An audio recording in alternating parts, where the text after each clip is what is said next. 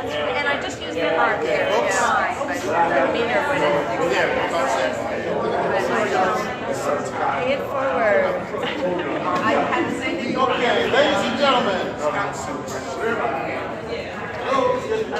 I would love to get you to sign my book. Ladies and gentlemen, we're about to begin. Now. All right, now, as many of you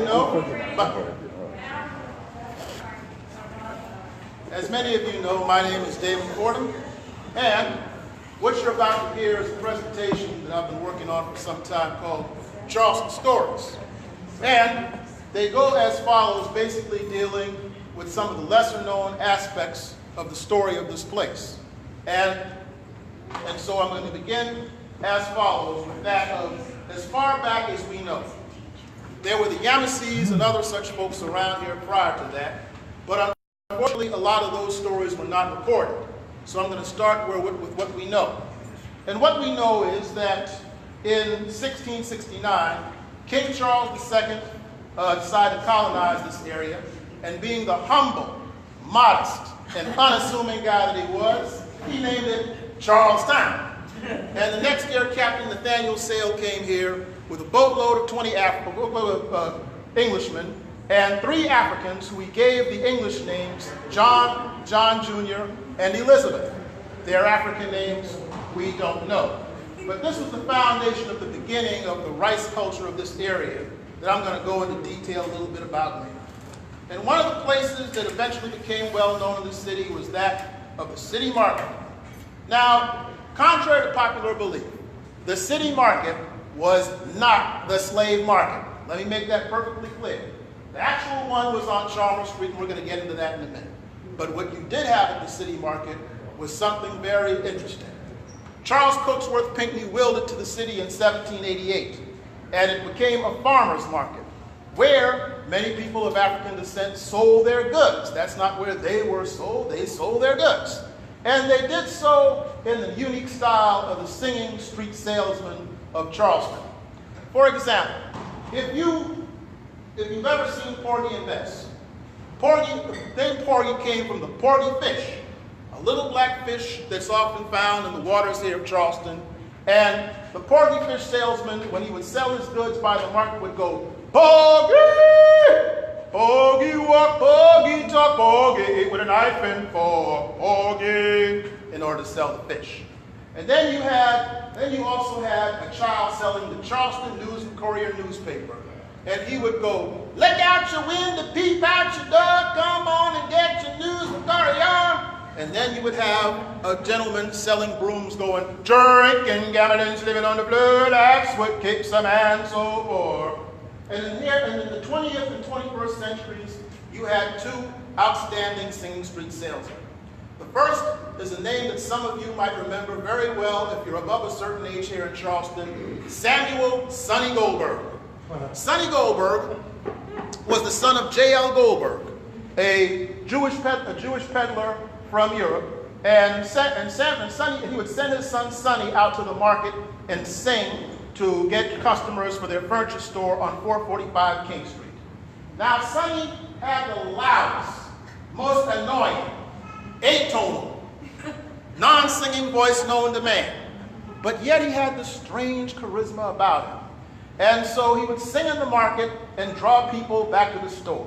Many years later, he appeared on television and radio doing the same song he did back then that went as follows. "They call me the old King Street singer, 'cause I sing whenever I'm blue. And if you should be feeling lonely, then I'd recommend it to you. You may not be Mary Olanza, not fishing or combing or bing, but you'll feel so good in the morning when you open your mouth and sing. Your mouth and sing." By the way, we close every Saturday on the Sabbath. So make sure you drive carefully and park carefully. That's right. So, thank you.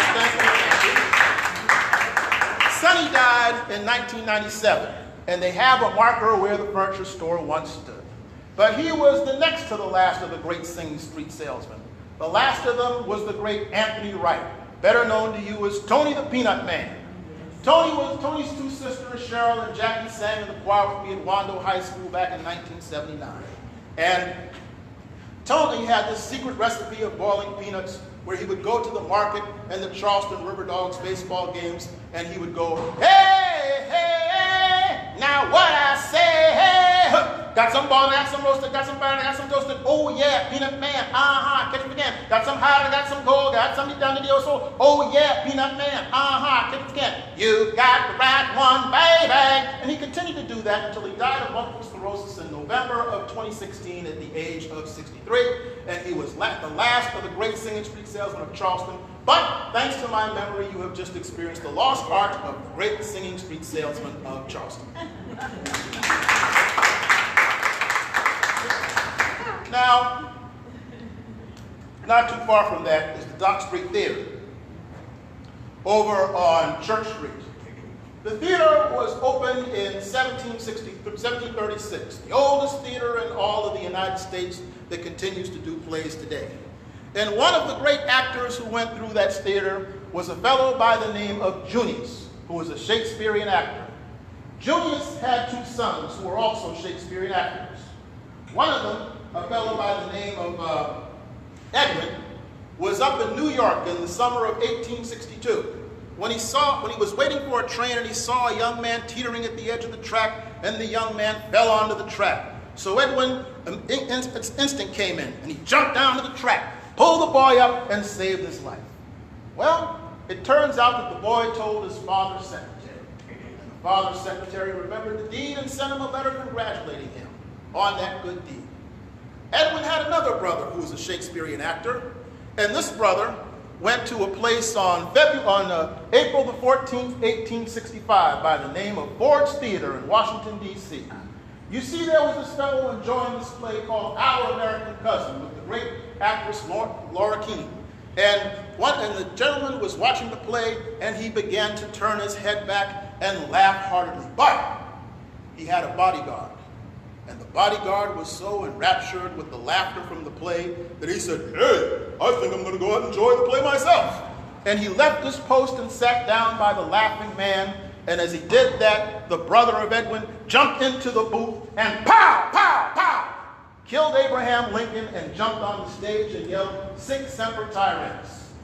And that was John Wilkes Booth, who was later shot by the army for killing Abraham Lincoln.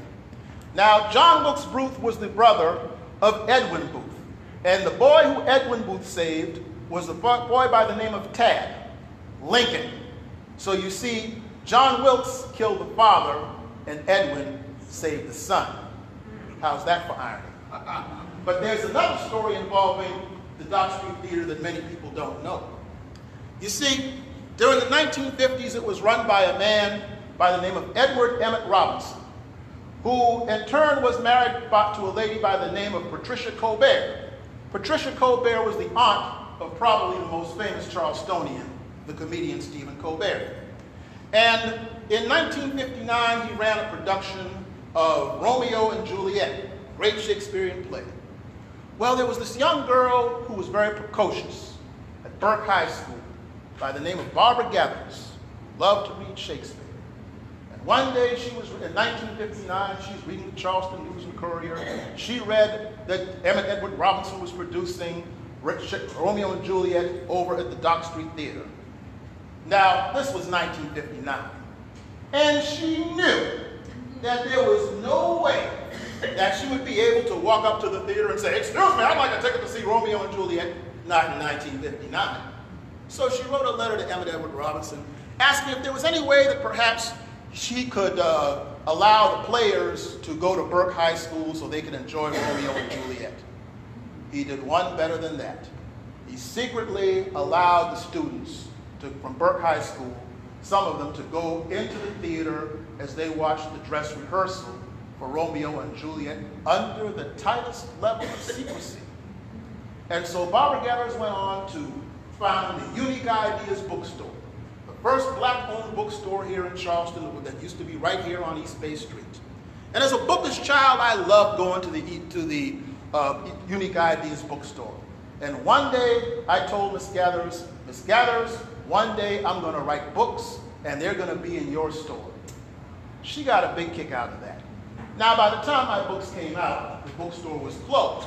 But when I was involved with journalism and radio and other such things, she followed my career. And 3 years ago, in 2016, she wrote her autobiography about growing up on Charleston's west side, and she included both of those stories that I told you. And while I was at the book signing that was held right across at the Arthur Christopher Gym across from Burke High School, she told both of the stories to the audience that I just told you. And at the end of the book signing, I saw a middle-aged lady walk up to her and say, "Miss Gathers, that story about Emmett Edward Robinson really inspired me." And Miss Gathers said, "Why?" And I heard the lady say to Miss Gathers, "You see, Emmett was my dad."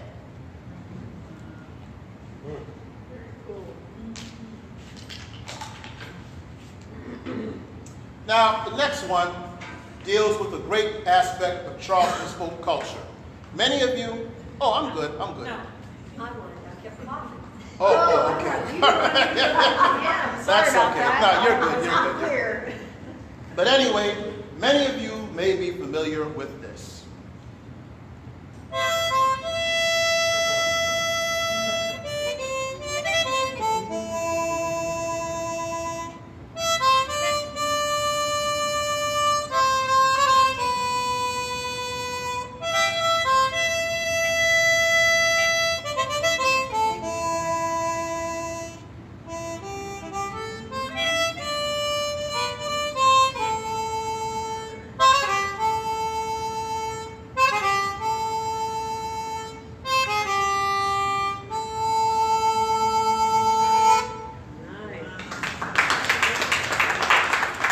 I'm sure the majority of you are familiar with that. Summertime from Porgy and Bess. But what most people don't know is this. Most people associate that with the great George Gershwin. And it's true that he wrote the music to that, but neither the story nor the lyrics were his. The story and the lyrics came from Du Bois Hayward, a white Charlestonian from Church Street, who was born in 1885 and died in 1940. And in 1925, the following incident took place. You see, there was a fellow born on James Island by the name of Samuel Smalls, a disabled young African American who had what his father referred to as little images of feet. In other words, he had polio. So the father bought him Nan the goat, and they would come to Charleston, and Samuel would be on a goat cart, and he would ride the goat around while he sold vegetables, ginger cakes, and sometimes just begged, singing, "Give me that old-time religion, give me that old-time religion, give me that old-time religion, that's good enough for me," in order to sell the goods. And every now and then he would go to a place called Cabbage Road over on Church Street, which was a black tenement. And there was a trough beneath a spigot where he would water Nan the goat, and then he would drink liquor and shout at the fellas and try to talk with the ladies. One of the ladies he tried to talk to was one named Maggie Barnes, who lived at number 4 Romney Street, uptown. And one night, on the night of March the 22nd, 1924, he was at that place, and they began to argue as he accused her of stealing his watch. So he pulled out his pistol and started shooting at her. Pow! Pow! Pow! And then the Charleston police came, and he wound up at the old city jail over on Magazine Street. And the headline of the Charleston News and Courier of March the 24th, 1924 read, "These politically incorrect words, cripple accused of firing at woman." And it told the story that I just told you. So that morning, at about 91 Church Street, there was Du Bois Hayward upstairs with his sister, reading the News and Courier and eating his breakfast. And he read this story in the paper and said, "Hey, I know this guy." And he thought of Samuel Small's life, being born poor, black, disabled, illiterate, reduced to begging in the streets in order to survive, and his pathetic attempts to find love. And he took all this material and wrote a novel about it called Porgy, and which was published the next year in 1925. Meanwhile, a fellow up in New York by the name of George Gershwin read the book, and he was so enthralled by what he read that he came down here to collaborate with Du Bois Hayward And in 1935, they debuted on Broadway as Porgy and Bess. George Gershwin died in 1937. Du Bois Hayward died in 1940. Samuel Small stayed at the old city jail on Magazine Street until June the 3rd, 1924. You see, the jail was old and very filthy, and all the filth messed with his lungs, and he already had polio to begin with. So Judge S.C. Brown suspended his sentence, and two big muscular fellas who might have been his brothers lifted him up under their arms, carried him out of the Charleston courthouse, and put him on the cart where Nan the goat took him to the ferry and back home to James Island, where he lived with his mother until he died 3 months later. Maggie Barnes outlived all of them. In 1970, the Charleston News and Courier tried to interview her about being the real Bess. But by then, she was married to a decent man and involved with her church, and she did not want either her husband, nor her church, or the public to know about that side of her history. So she went with her to her grave without acknowledgement as the real Bess. In 2007, I met J.C. Delliston, the grandparent of Samuel Smalls. And I asked him about all of this and his family legacy, and he told me these words. If a man riding around in a goat cart can create something that has brought this much joy to the general public, then what can the rest of us do? And that, ladies and gentlemen, is the real story of Porgy and Bess. Fantastic.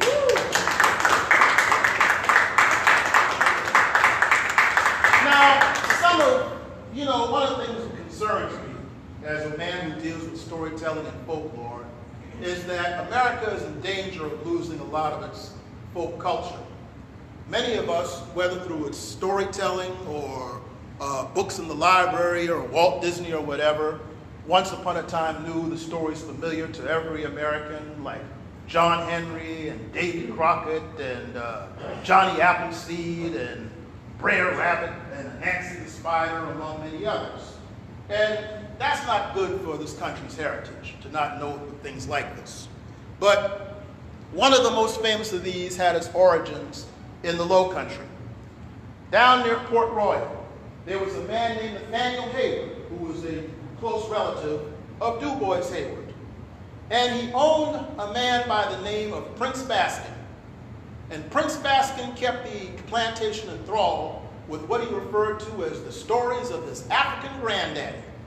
And one of the main stories that he loved to tell were those of the smart rabbits who outsmarted the stronger wolves and foxes. So in the late 1860s, there was a lady from Massachusetts by the name of Abby Holmes Christensen who came to visit the Hayward residence. And she was enthralled by Prince Baskin, and she loved to hear him tell these stories, especially this. He said that once upon a time, they bun a rabbit, and the rabbit used to like to teeth the wolf peanuts, as they would say in the translation. He liked to steal the peanuts that belonged to the wolf. And one day the wolf went out to his peanut field and said, "Great God, that rabbit been to teeth my peanuts again. I can fix them." And so then the wolf's wife said, "Hey, you get that rabbit yet? I want some rabbit stew." "Don't worry, I can fix them real good." So then the wolf put up a scarecrow and said, "Yeah, that'll do it." So the rabbit came by. What this thing is? This wolf think I fool, huh? I'm gonna get worried about it. This scarecrow, man, let me knock this ugly thing down and get these peanuts in. So the next morning the wolf came out. The rabbit can teeth my peanuts again. Now I know what to do to fix them. So he took a lump of tar, put the tar there, made the body of it sort of like a snowman of sorts, and took a carrot, put it in its nose, buttons for eyes, and gave him a little corncob pipe and a straw hat and a little jacket. He said, "That's gonna fix him now." So the rabbit came by to steal some more peanuts, and he saw what was called the tar baby. And he said, "How you doing, stranger?" Uh-oh. And he grabbed the tar baby's hand, but it was made of tar, and he couldn't pull it back. He goes, took his foot. Uh-oh. So the wolf came by with his kerchief around his neck and a knife and fork. "Now it's time for me to have some rabbit stew." So the rabbit starts thinking quickly. And he said, Mr. Wolf, I know what you're about to do. You can cut my head open and skin me alive, but whatever you do, don't throw me in that there briar patch. Don't throw you in the briar patch? That's right, Mr. Wolf. You may boil me alive, and you can hang me by the neck until I'm dead, but please don't throw me in that briar patch. Don't throw you in the briar patch? That's right, Mr. Wolf. You can roast me alive if you wish, but whatever you do, please don't throw me in that briar patch. Don't throw me in the briar patch, huh? Well, I'm gonna fix you. 1 for the money, 2 for the show, 3 to get ready, and 4 to...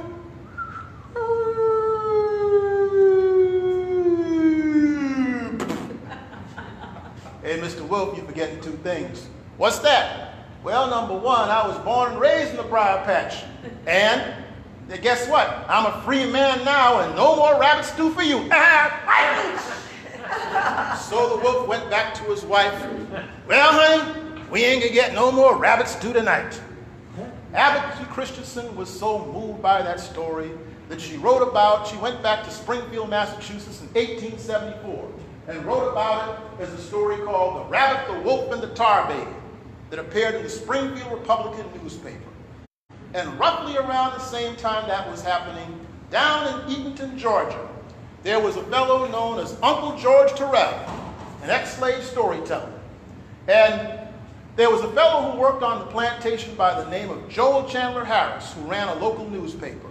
And every night he would gather around Uncle George Terrell's cabin, and he would listen to these same similar African stories that Prince Baskins heard from his African granddaddy regarding these smart rabbits and stupid larger animals. And so he would sit and jot these down, and then he worked for the Atlanta Constitution newspaper. And one day when he was out of fresh material, he wrote down the stories of Uncle George Terrell about the smart rabbits and the stupid larger animals, and he referred to the rabbit as Brer Rabbit, which is the dialect for brother, and he changed the name of Uncle George Terrell to Uncle Remus. And he wrote the book Uncle Remus Songs and Stories in 1880, and it became an immediate bestseller. Then, about 15 years after that, around 1905 in Missouri, there was a rural kid who read these fascinating stories about smart rabbits and dumb other animals under the Uncle Remus books, and that said, hey, if this guy could tell these kind of stories, maybe I can make a living doing that too. And the name of this kid was Walter Elias Disney. And as a more famous storyteller said back in the 1960s, and now you know the rest of that story.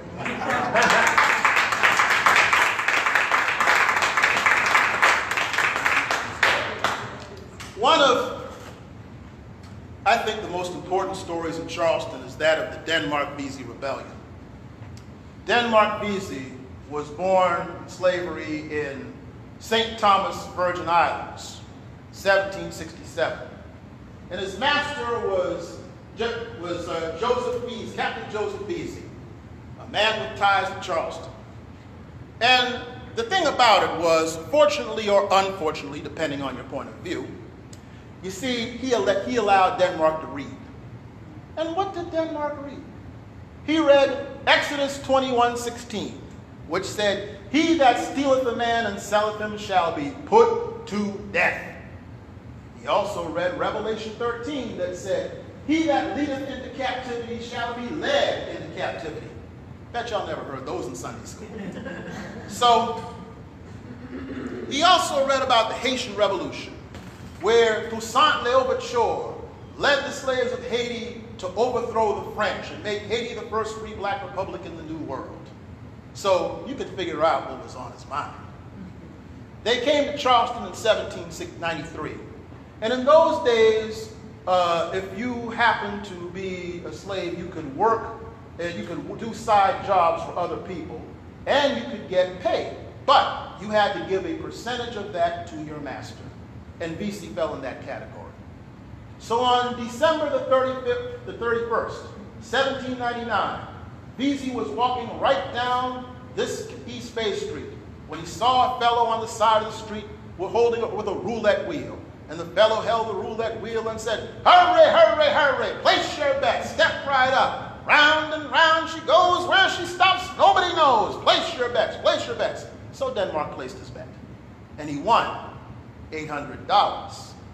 So he decided to go back to Captain Vesey. Yes, Denmark. Come on in. What can I do for you, Denmark? Captain Vesey, boss, can I ask you a question? Why, sure, Denmark. What did you have in mind?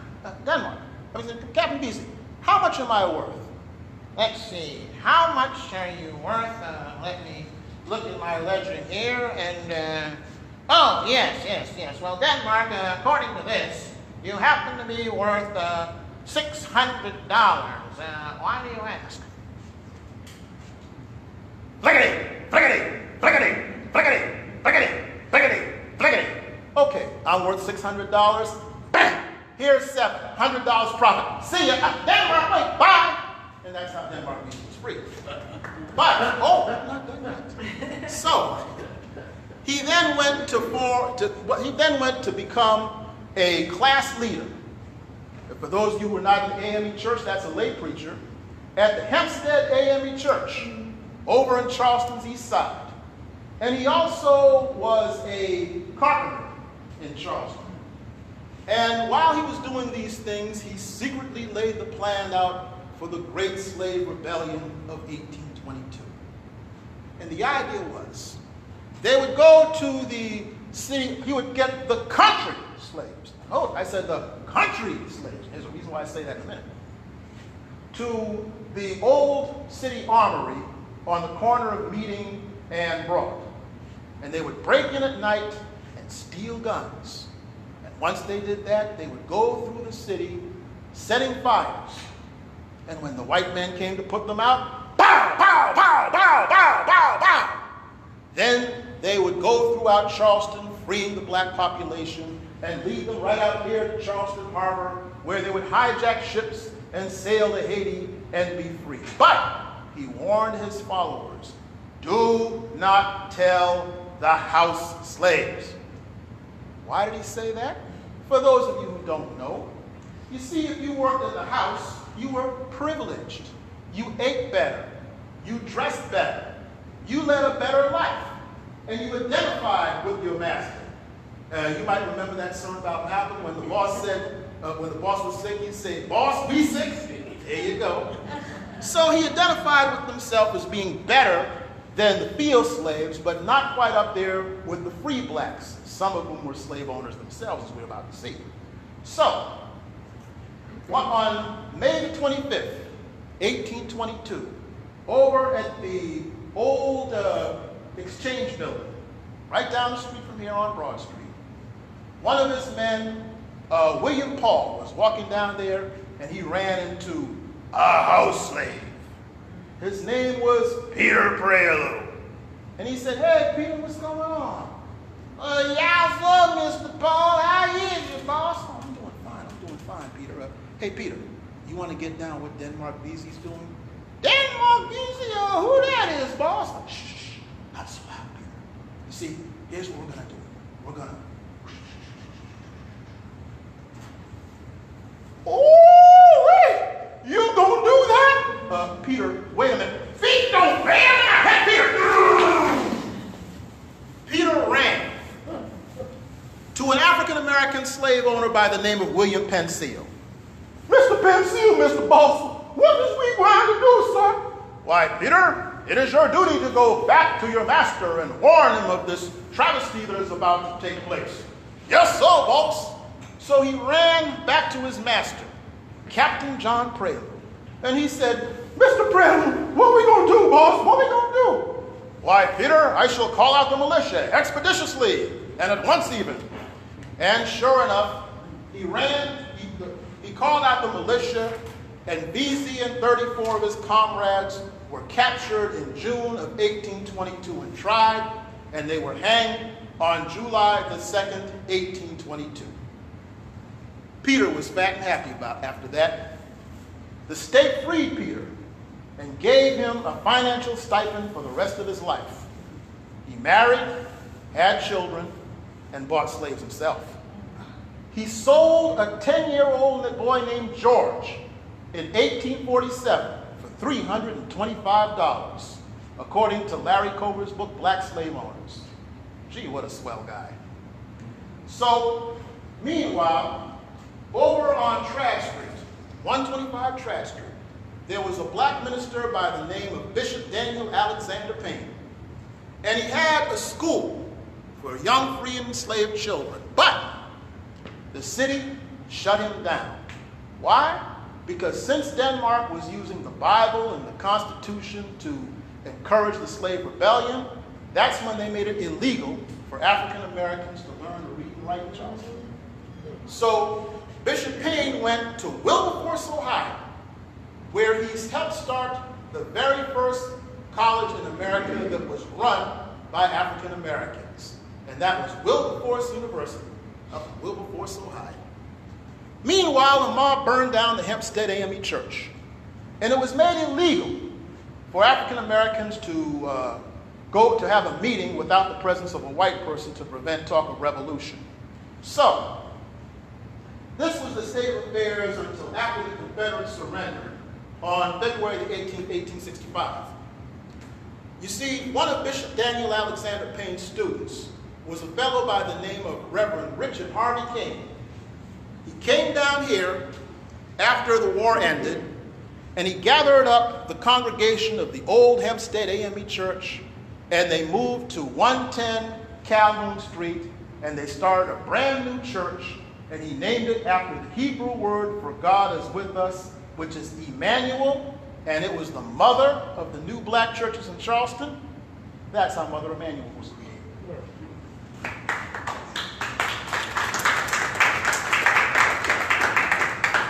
Now, another thing about Charleston is these wonderful gates. Many of those were created by a man who I had the pleasure of knowing very well, the great Philip Simmons, born on Daniels Island in 1912. And on Daniels Island, as in many cases in South Carolina in those days, they did not have schools in those rural areas for African American children to maintain a permanent class of cheap labor. So his parents sent him to downtown Charleston, where he went to Buste Elementary School in 1921. But like many children of that time, his family needed the money, so he had to quit school and go to work. So he went out to look for work, when all of a sudden one day he heard a dang, dang, dang, dang, dang. And he said, hey, what's that? And he looked in this doorway and saw the unrelated Peter Simmons, an old ex-slave who was a blacksmith serving since the days of slavery. And he saw him dang, dang, dang, dang, dang, and he saw this metal that turned all red from the beating of the hammer, and he got excited and said, hey, I'd like to do that. And so he became the mentee of Peter Simmons.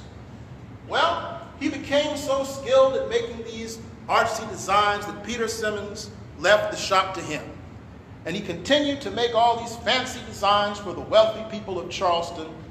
And he became so renowned of this that President Reagan awarded him for his contributions to American artwork, and so did the state of South Carolina, giving him the Palmetto Award. So I got to know him pretty well, and I have the following two stories about him. One was that 20 years ago, in 1998, I took a group of children to see Mr. Simmons. And he had them enthralled with both his storytelling, and he took the iron and made little initials for each of the children. I kept up with those kids over the years, and some of them still have them today. And so this little girl named Alexis Drake, over on Charleston's east side, 10 years old at the time, walked up to him and said, Mr. Simmons, how did you learn to be such a great blacksmith? At 91 years old, Mr. Simmons looked at the child and said, I'm still learning, honey. That's what life is all about. And on another occasion, I was a journalist for a paper called the Coastal Times. It used to be run by James Clyburn. And on one assignment, there was a fellow named Leon Gast who made a movie about Muhammad Ali called When We Were Kings. And I had to meet him at this party over on South Battery with many of the well-to-do and the elite of Charleston.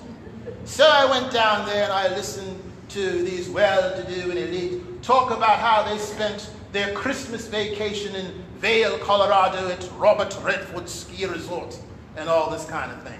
And needless to say, I was very anxious for the kaopectate and the milk of magnesia after having to listen to all this kind of stuff. So I said, man, let me out of here. I don't want to hear this crap. But then as I was about to leave, lo and behold, there was Mr. Simmons sitting there with a tuxedo, holding a glass in his easy chair. And these same wealthy people south of Broad were going, tell me, Mr. Simmons, I would indeed be interested in inquiring as to what happens to be the secret of your success. And he said, well, you know, ain't a whole lot to it. All I do is just take care of the customer. That's all there is to it. Ain't no more to it than that. And that touched my heart. Because I'm old enough to remember, most Mr. Simmons and I are old enough to remember that you didn't hang out too much around South Battery unless you either worked for those people or you were waiting to get arrested.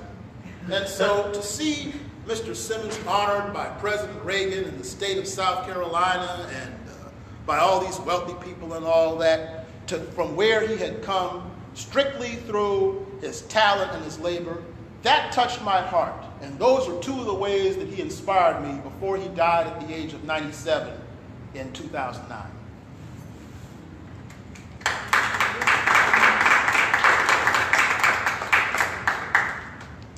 Now, earlier I corrected a point that's often mistakenly made. The slave market was not on Market Street, but it was one of the slave markets was actually on number 6 Chalmers Street, which is today the old Slave Market Museum. You see, what happened with that was prior to 1856, the slave sales took place on the corner of East Bay and Broad over at the original Customs House, the old Exchange Building, see?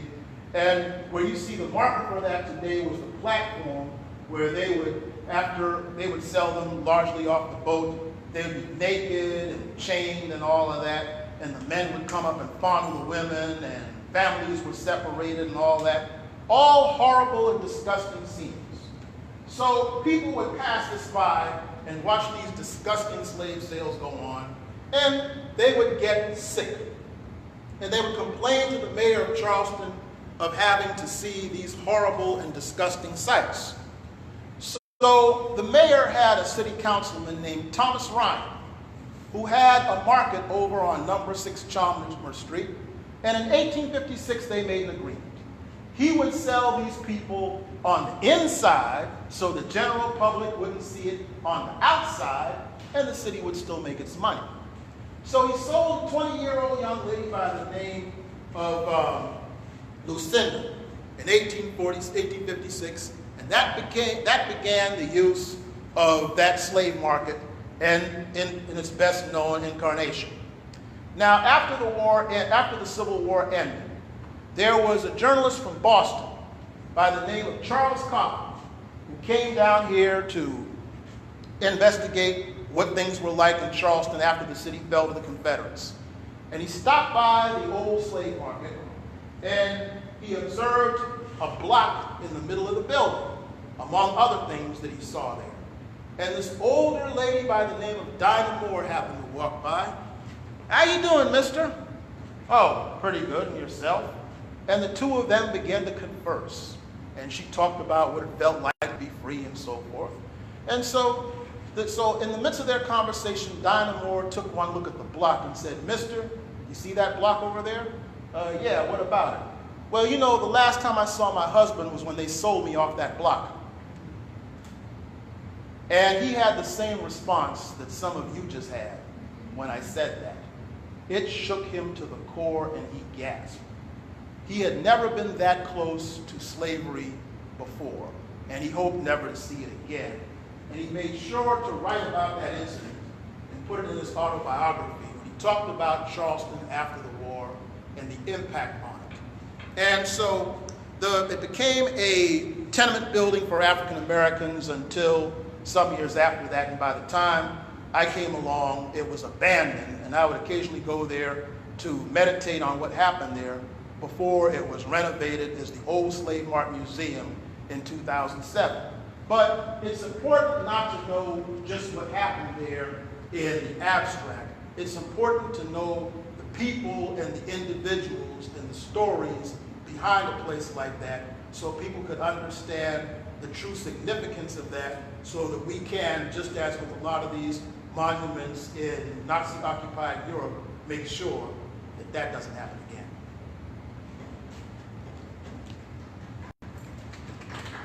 Thank you.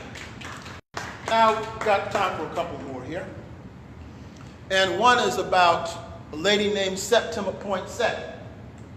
In 1982, and Ev, you might remember this, they used to have the Goodwill Parade in downtown Charleston. Remember the Goodwill Parade? Yeah, before the King Holiday Parade, they used to have the Goodwill Parade in Charleston, which was basically a black Christmas parade of sorts. And in 1982, when I was at Wando High School, I was there with a young lady named Veronica Washington, who I also went to. You remember Veronica Washington? Very good. Yeah, because we were classmates, by the way. So two of us were standing there watching the parade, and then all of a sudden, in the middle of the parade, came this huge float with this elderly lady wearing queen-like regalia and a little crown and a little staff and everything, and the crowd was crying out, "Miss Clark! Miss Clark! Miss Clark!" And people were just walking up to the float just to touch the float as it was going by. And so Veronica said, "What's that all about?" And I said, "That's Miss Septima Poinsett Clark." "Who's she?" And I said, "Well, I knew she used to work with Martin Luther King in some fashion, and she was on the school board." That's what I knew then. The rest of the story is as follows. In 1898, she was born to a former slave and a free lady from Haiti, a guy named Peter Poinsett. And Peter Poinsett used to carry his master's book to school. And he would have to sit outside while the master went to school. And that gave him a hunger for education that he passed down to his daughter. The daughter went to the Avery Institute and graduated in 1916. And the great Dr. W.E.B. Du Bois, the founder of the co-founder of the NAACP, spoke to her graduating class. She taught for a while in Johns Island, and 100 years ago this month, in May of 1919, she was a survivor of the Charleston race riot. You see, that was where, over on Charles Street, there was a bar filled with drunk sailors from World War I drinking low-grade, rot-gut bootleg liquor. And they began to run out of the said low-grade, rot-gut bootleg liquor. And they saw a black child standing in front of the place, and they went up to the kid and said, "Hey, kid, here's 20 bucks. Go get us some more of this low-grade, rot-gut bootleg liquor." Well, as you can guess, the child took the $20, but he did not go and get the low-grade, rot-gut bootleg liquor. The child proceeded to abscond with the $20 bill, since he didn't know the sailors from Adam's House Gag. And the drunk sailors took out their fury. They went up King Street, accosting and beating every black person that they could find, culminating in front of where the Walgreens is today, culminating in the lynching of Isaac Doctor in the midst of all of this. And then the sailors made a very stupid mistake. We now take you to the Charleston City Hall on the night of May the 10th, 1919, where the mayor was Tristan Hyde. "Oh, Mayor Hyde?" "Yes, Secretary?" "The sailors are now on the east side." "They what?" "Oh, my goodness. Did you call the police?" "Yes, I did." "Well, are the police on the east side?" "They were." "What do you mean they were?" "The Negroes have chased both the police and the sailors out with pistols, rifles, shotguns, and brickbats." "Oh, my goodness." "Mayor Hyde, do you want me to call the National Guard?" "National Guard? They're on the east side. Get the Marines!" And it was the U.S. Marines that put down the Charleston race riot of 1919. All during this time, Septima Clark was hiding out in her house over on Henrietta Street behind Mother Emanuel, watching all these affairs take place. And that was one of the things that made her fight for social justice. She joined the National Association for the Advancement of Colored People, but in 1956, a well-known senator who later lived to be over 100 years old, among many others, passed a law saying that you could not teach and be a member of the association. She refused to quit, so they refused to continue to hire her. But she went to a place called Highlander Folk Institute in Montefiore, Tennessee, which unfortunately just recently burned. And she trained there along with a lady out of Montgomery, Alabama by the name of Rosa Cauley Parks. I'm sure you heard of her.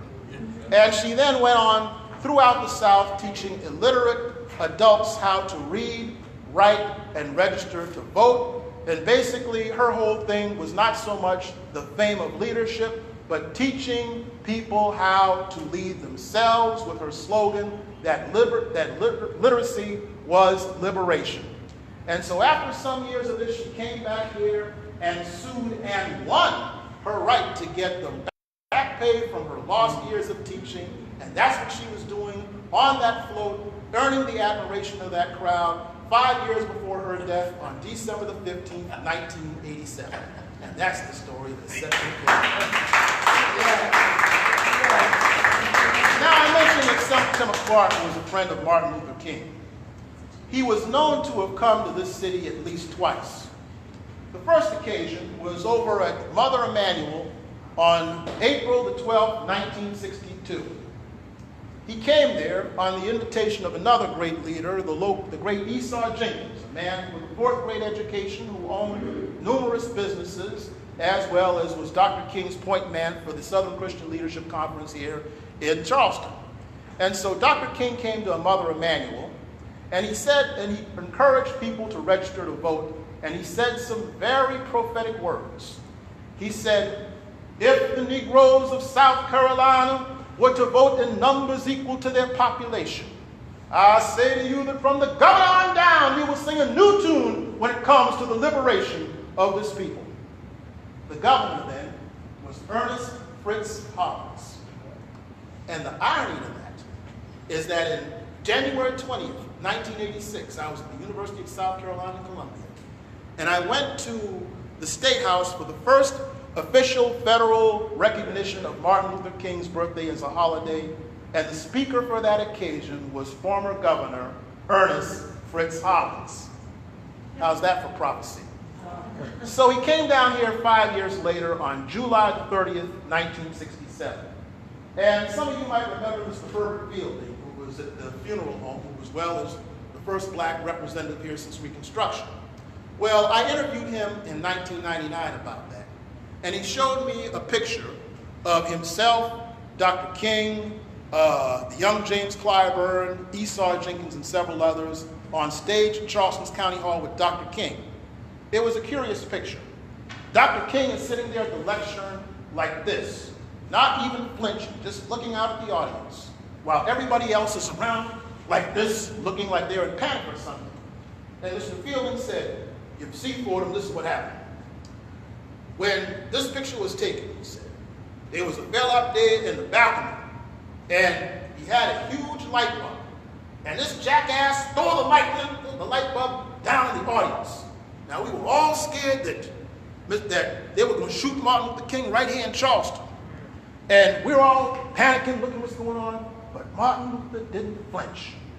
And so after he was finished, Mr. Fielding went on to say, I went up to Martin Luther and I said, Martin, weren't you scared? And he said, of what? The light bulb. What light bulb? Didn't you see that fool throw that light bulb down from the balcony and the police arrested him? Oh, that happened? You weren't aware of that? And he said that Dr. King smiled and put his arm around him and said, Herbert, if I were to let every little thing like that drive me into fear, I would never get what I'm trying to do done, which is the liberation of this people.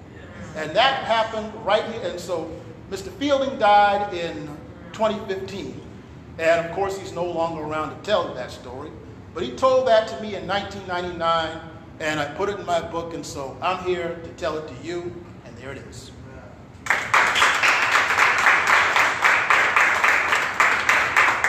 We're down to the last two. Perfect timing here, I tell you.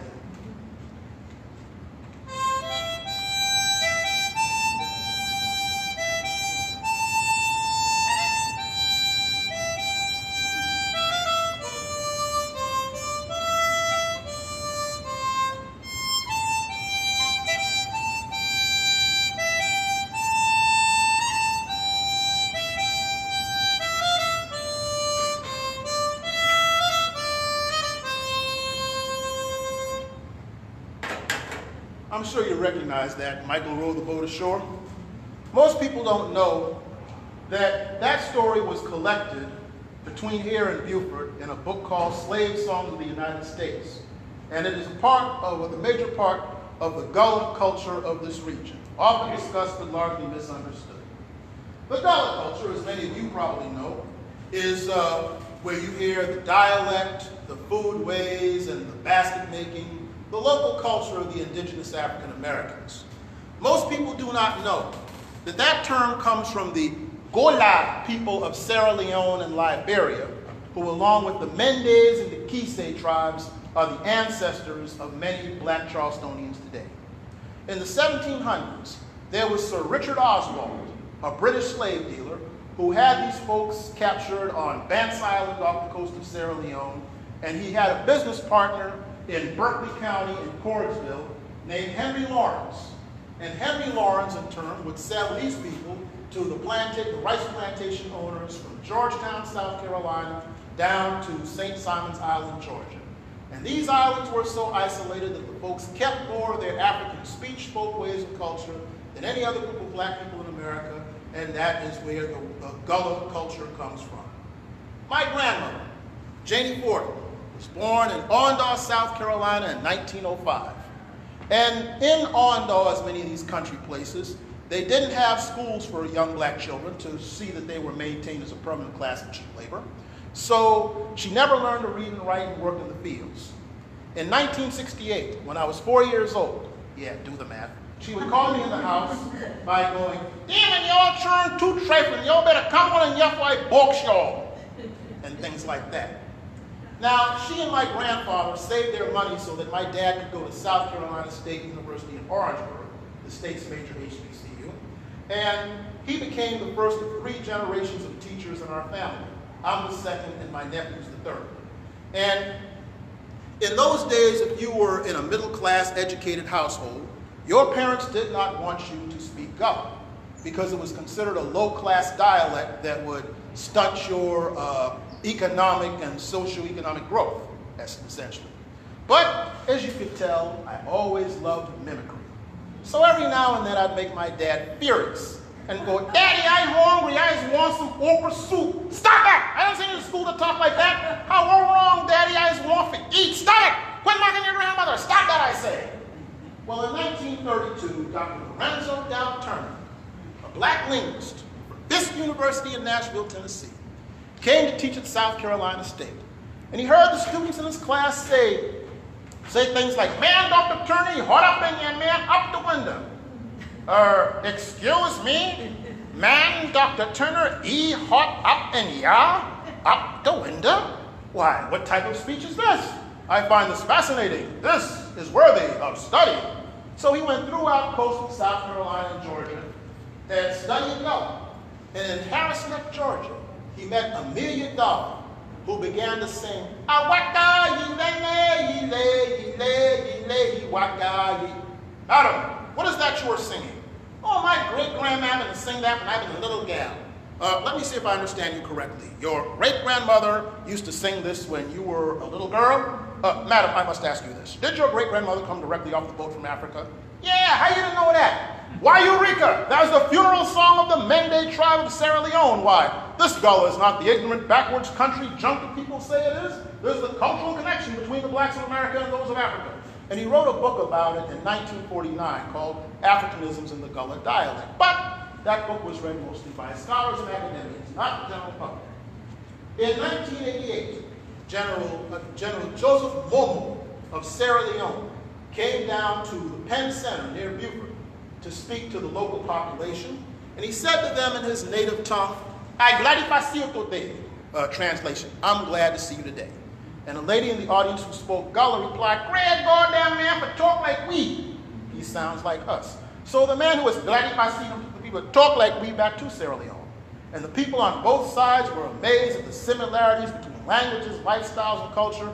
PBS went along with them and filmed the documentary that is known today as Family Across the Sea. And that's the story of Gullah.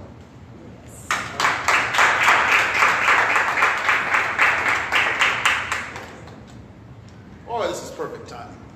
Yeah, this thing timed out quite well. So finally, in 1945, you had a place called the Cigar Factory. It still exists in a different form over on the east side, over off of Blake Street, around that area. And in 1945, the tobacco workers went on strike. And that strike was not well covered either in the history books or even in local history for that matter. But that strike by the black workers, which has recently been done in a novel called The Cigar Factory, which is very good, I might add. What a lot of people don't know is that along with being one of the first instances in the pre-civil rights movement where the African Americans of Charleston stood up for their rights even before the civil rights movement, it was famous because they took a local song called I'll Be All Right, and much later a guy named Pete Seeger overheard it and copyrighted it, and it became a very famous anthem that many of you know, and it went a little something like this.